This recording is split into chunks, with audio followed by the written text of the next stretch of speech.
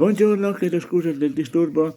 Adesso io leggerò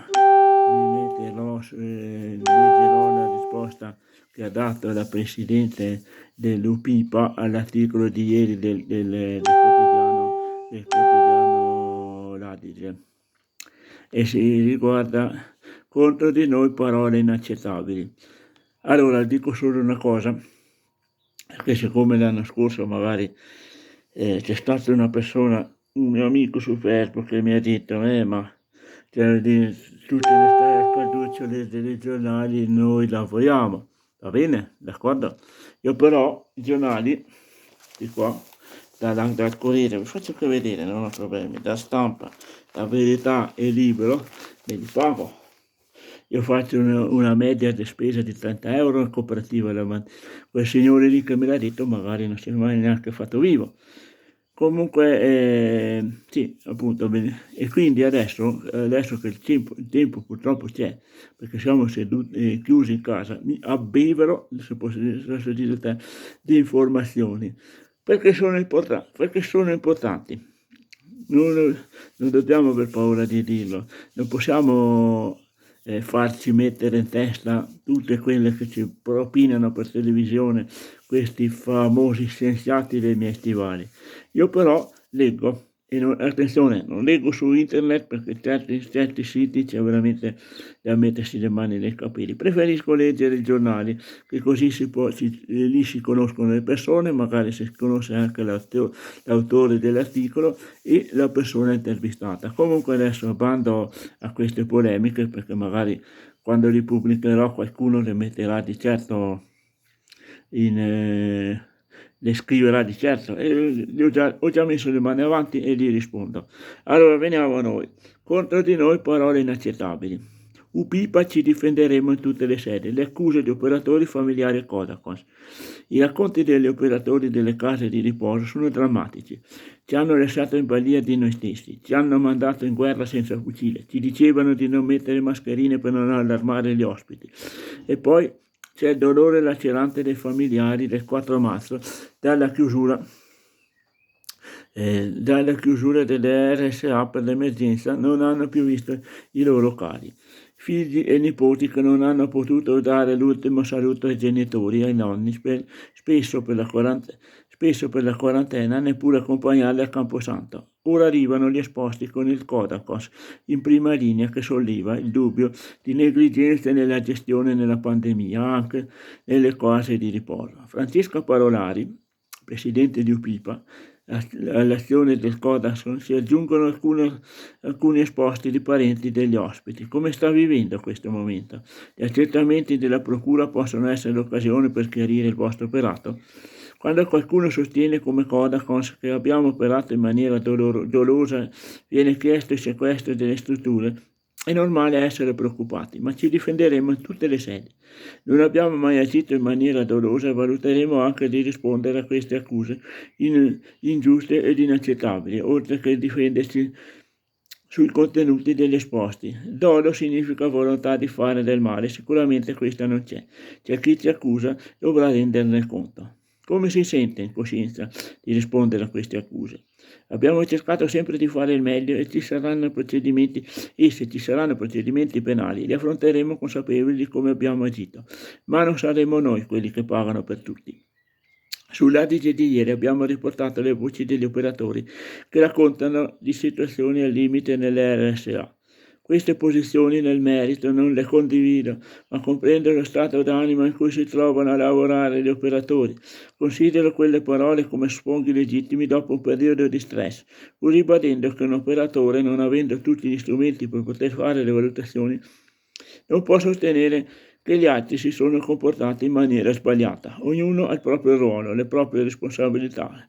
Se sono state fatte delle scelte è perché ci sono delle ragioni. Comprendo lo sfogo e capisco che le prime linee sono quelle che stanno soffrendo maggiormente in questa situazione, ma è facile dire quello che avrebbero dovuto fare gli altri. Bisogna invece comprendere in quali condizioni chi ha governato queste strutture si è trovato ad operare.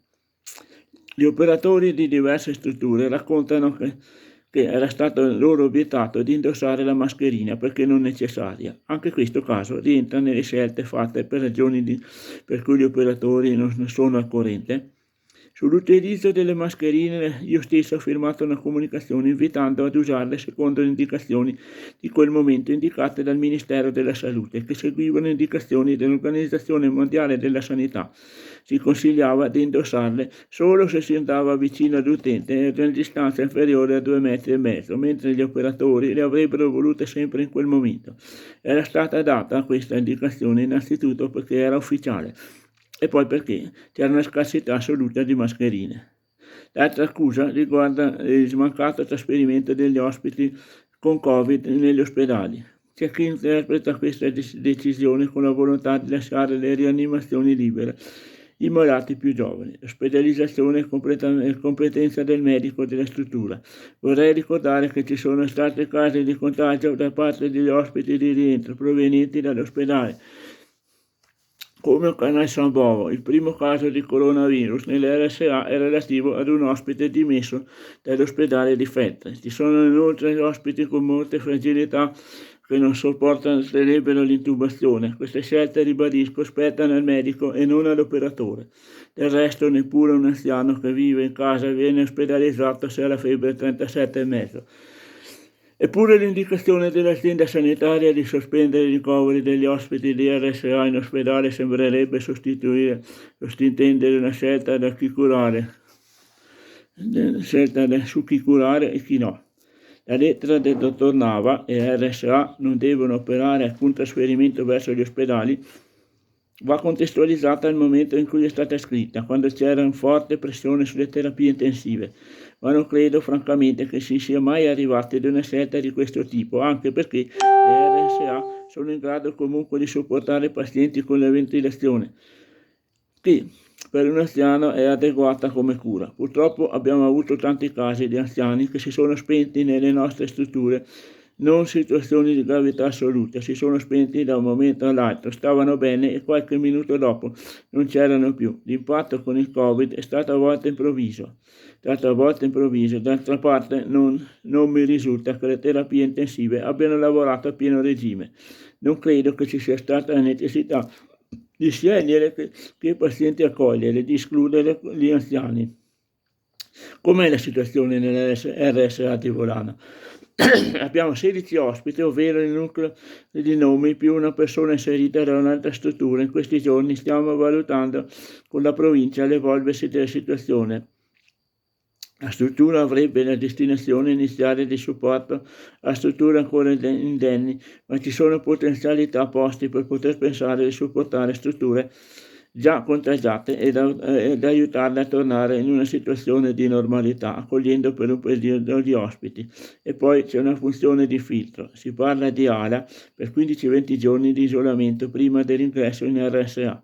La provincia sta valutando anche la struttura di DRO.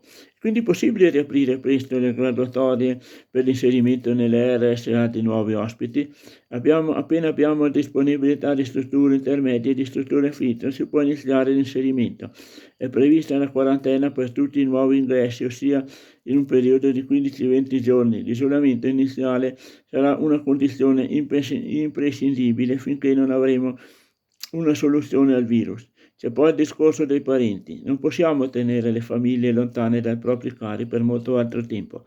Teniamo presente però che nel momento in cui si allentano le maglie della quarantena per tutta la popolazione, c'è il rischio che il contagio aumenti. Stiamo ragionando ad una soluzione organizzativa sostenibile dal punto di vista epidemiologico, una soluzione che non crei rischi. Forse entro maggio, confrontandosi con l'azienda sanitaria e il Dipartimento della Salute, riusciremo a trovare una risposta. E questo è ancora il testo dell'intervista. Adesso vediamo tanti dubbi su nomi e Volano, orari di lavoro da rivedere e scelte logistiche discutibili. La FENALT solleva più di un interrogativo sulla situazione delle strutture di Volano e Nomi. Nella PSP di Nomi, evidenzia il segretario Roberto Moser, gli operatori si cambiano in uno sgabuzzino non significato, mentre a Volano per il pranzo degli operatori c'è il locale dove si lavano padelle e pappagalli. Fenalt si chiede con che criterio sono stati scelti gli ospiti da spostare a Volano, perché ospiti positivi ad un tampone. A Volano hanno messo 3 infermieri di nome con un turno di 12 ore, 2 coprono le 24 ore e uno è in riposo, questo senza nemmeno una comunicazione alle organizzazioni sindacali, evidenzia Moser. In questi sono stati mandati in maniera volontaria a nome la pausa non esiste più o quando va bene si effettua solo all'interno. Inoltre gli operatori mandati a Volano sono stati scelti come volontari.